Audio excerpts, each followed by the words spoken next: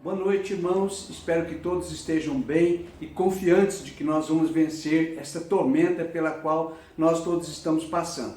Gostaria de compartilhar nesta oportunidade um texto na palavra do Senhor, exatamente no Evangelho de João, capítulo 6. Eu vou ler aqui a partir do verso 48 de João, Evangelho de João, capítulo 6. Diz assim o texto sagrado: Eu sou o pão da vida. Vossos pais comeram maná no deserto e morreram. Este é o pão que desce do céu, para que todo o que dele comer não pereça. Eu sou o pão vivo que desceu do céu. Se alguém dele comer, viverá eternamente. E o pão que eu darei pela vida do mundo é a minha carne. Disputavam, pois, os judeus entre si, dizendo: Como pode este dar-nos a comer a sua própria carne? Respondeu-lhes Jesus: em verdade vos digo, se não comerdes a carne do Filho do Homem e não beberdes o seu sangue, não tendes vida em vós mesmos. Quem comer minha carne e beber o meu sangue tem a vida eterna, e eu ressuscitarei no último dia. Pois a minha carne é verdadeira comida, e o meu sangue é verdadeira bebida.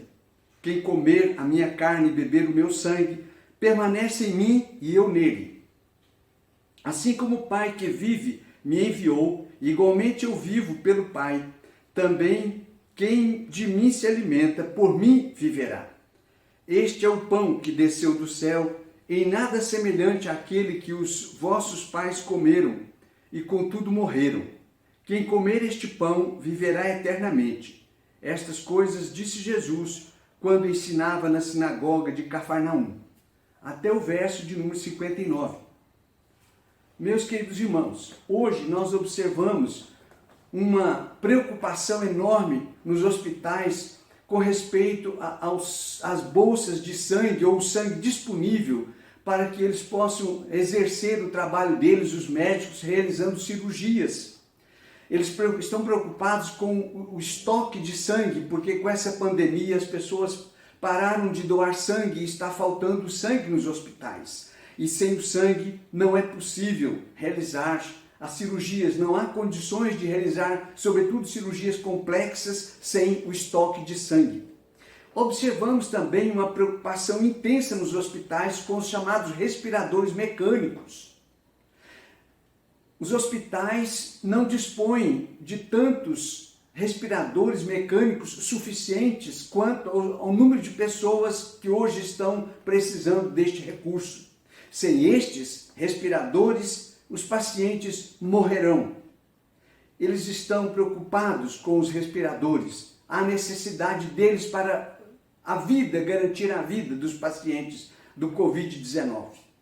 Observamos também uma preocupação entre as pessoas de fazer estoque de alimento em suas casas. Lá no Ceará, em Fortaleza, noticiou na televisão essa semana que as pessoas correram para os supermercados, fizeram aglomerações nas portas dos supermercados para comprar alimentos, preocupados com a possibilidade de ficarem sem alimento.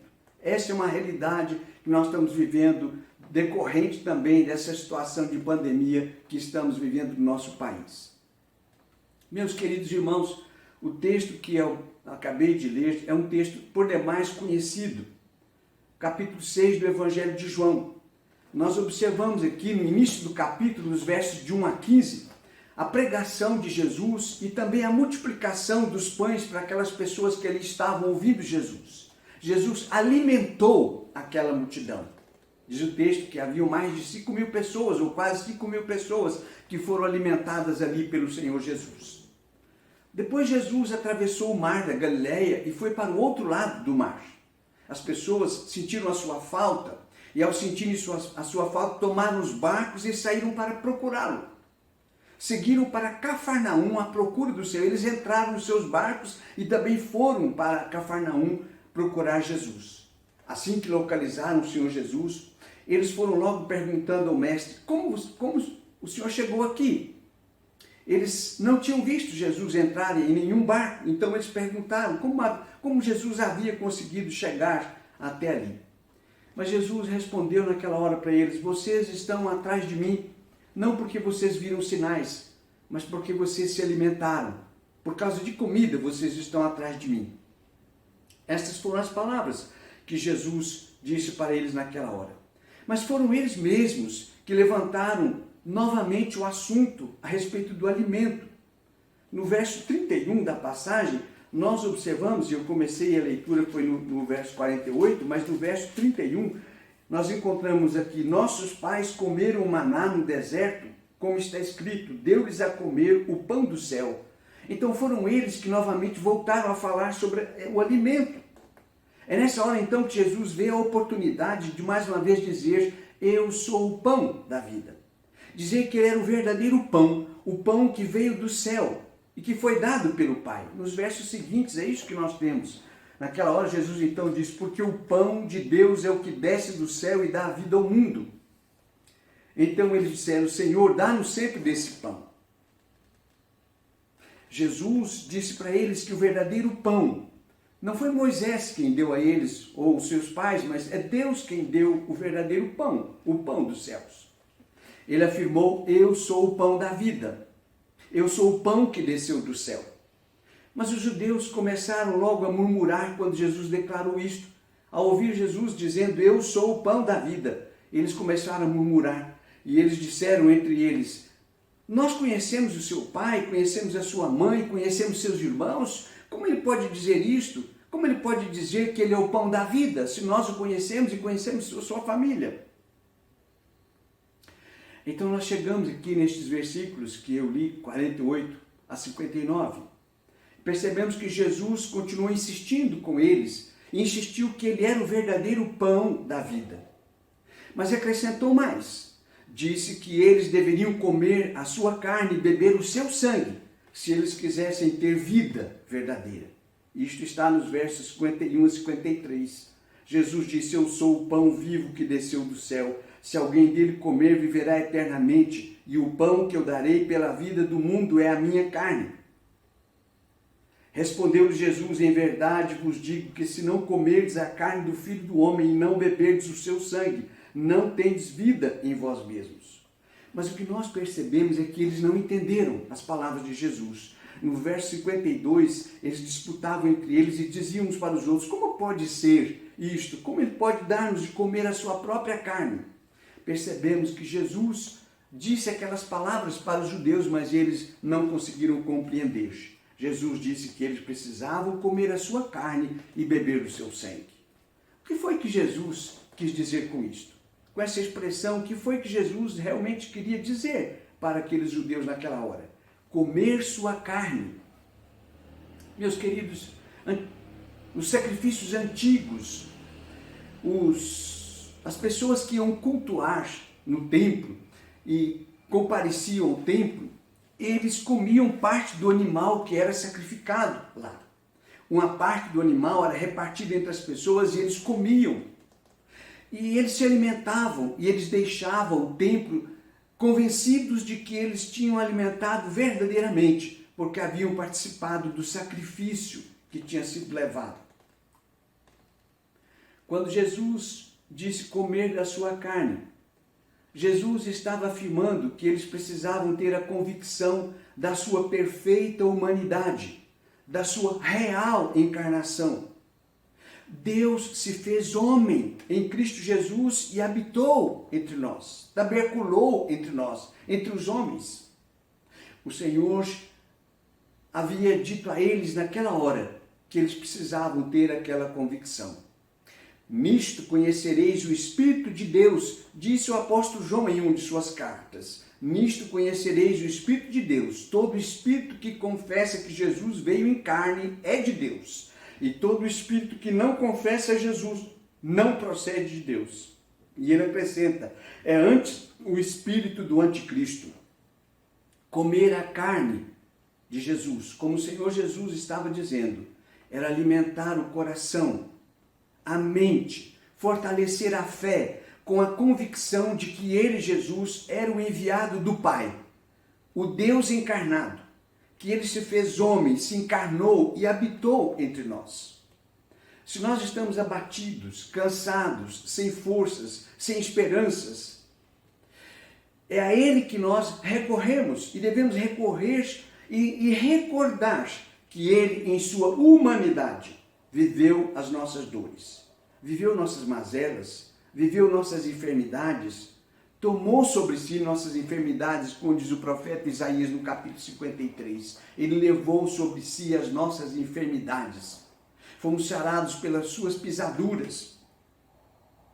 Comer sua carne, alimentar nosso coração, nossa mente, fortalecer nossa fé com essa convicção, plena convicção de que ele se fez homem, deixou sua glória, se vestiu com um corpo humano, encarnou verdadeiramente e habitou entre nós.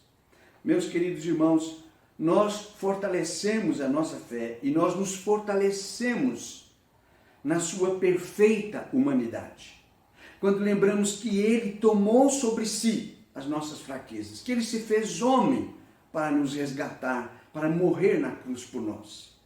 Crendo na sua perfeita humanidade, ele se fez homem, o Emanuel, o Deus conosco. Mas Jesus disse também beber do seu sangue. E o que Jesus queria dizer com isto? Nós percebemos, meus irmãos, no Velho Testamento, que o sangue, para os judeus, no contexto do judaísmo, o sangue representava a vida, significava vida.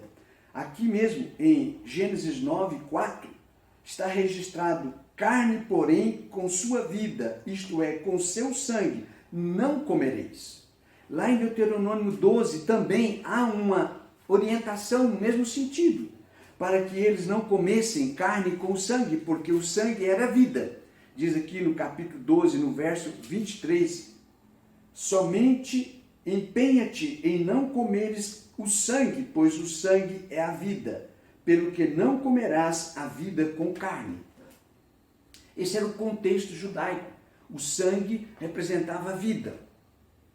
E tomar a sua vida para que possamos ter vida é tomar do seu sangue. Quando Jesus disse beber do seu sangue, Jesus estava dizendo que nós devemos participar da sua vida. Ele deu sua vida, o seu sangue, para que nós tivéssemos vida. Recebemos dele vida.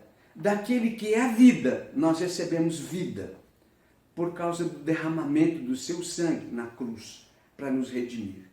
Jesus estava afirmando que com essa certeza, nós estamos nutrindo o nosso espírito e a nossa fé.